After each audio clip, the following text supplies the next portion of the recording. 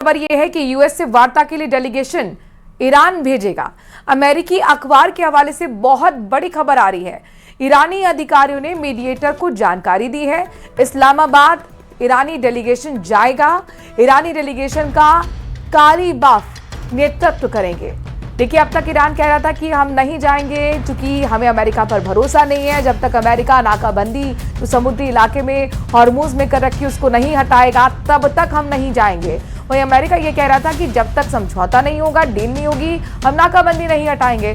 इसी को लेकर लगातार अनिश्चितता का दौर चल रहा था, लेकिन एक बहुत बड़ी जानकारी मिल रही है। अमेरिकी अखबार के हवाले से बड़ी खबर यह है कि यूएस से वार्ता के लिए डेलीगेशन भेजेगा ईरान, यानी कि ईरान राजी हो गया डेलीगेशन भेजने के लिए। इस्लामाबाद में ये दूसरे दौर की वार्ता है। पहले दौर में सहमति नहीं बन पाई थी और अब दूसरे दौर की वार्ता पर पूरी दुनिया की निगाह टिकी हुई है।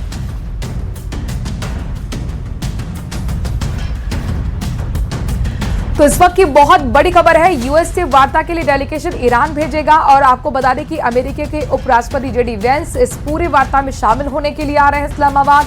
पूरी तैयारियां कर ली गई हैं। इस्लामाबाद पर सभी की निगाह आज टिकी हुई है, चूंकि दूसरी दौर की बातचीत होने वाली है। यहां ईरान और साथ ही अमेरिका के बीच में पहले दौर की बातचीत में सहमति नहीं बन पाई थी। कई ऐसे बिंदु थे जिसमें सहमति नहीं बनी थी। हालांकि सीज फायर जरूर हुआ, लेकिन उस सीज फायर भी सवालों के घेरे में था, जिसमें लगातार हमले दोनों तरफ से देखने को मिले हैं। उसमें तेजी तक आई है। लेकिन क्या अब इस सीज फायर को आगे बढ़ाया जाएगा? युद्ध विराम होगा या फिर युद्ध खत्म होगा? किन किन बिंदुओं पर सहमति बन सकती है? ये तमाम बड़े सवाल हैं जिनका जवाब जानने की कोशिश पूरी दुनिया कर रही है। क्योंकि दोनों देशों की लड़ाई में सिर्फ ये दो देश या खाड़ी देश ही प्रभावित नहीं हुए, बल्कि पूरी दुनिया की जो इकोनॉमी है उसको एक बड़ा नुकसान पहुंचा है, एक बड़ा झटका लगा है।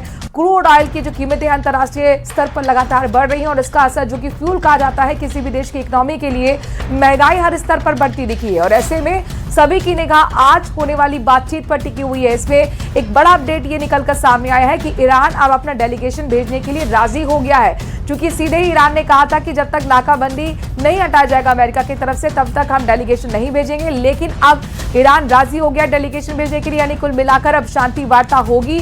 सफल होगी या नहीं, ये अपने आप में बड़ा सवाल।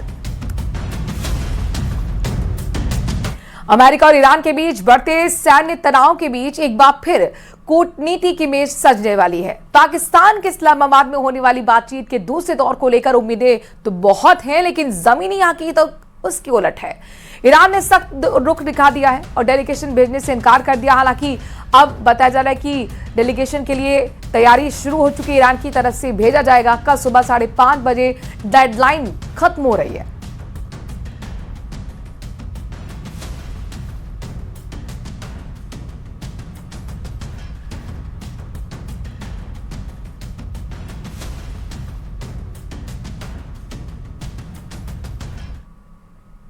तो फिलहाल क्या स्थिति है वो समझना बेहद जरूरी है। आपको हम बताते हैं कि आखिरकार मौजूदा वक्त में क्या स्थिति इस युद्ध की नजर आ रही है। कल सीज फायर की डेडलाइन खत्म होने वाली है और उससे पहले दूसरे दौर की वार्ता पर सस्पेंस बना हुआ है। दोनों ओर से डेलीगेशन अब तक इस्लामाबाद नहीं पहुंचा है। ईरान का रुख सख्त बना हुआ है। डेलीगेशन भेजने से उसने इनकार किया, लेकिन अभी अपडेट सामने आया है कि वो ईरान डेलीगेशन भेजने के लिए राजी हो गया इस्लामाबाद में। बताई जा रही है कि अमेरिका के उपराष्ट्रपति जेडी वेंस अभी भी यूएस में है, उन्हें ही बातचीत की अगुवाई करनी है। इस बीच ट्रंप ने ईरान पर बमबारी की धमकी भी दे दी है।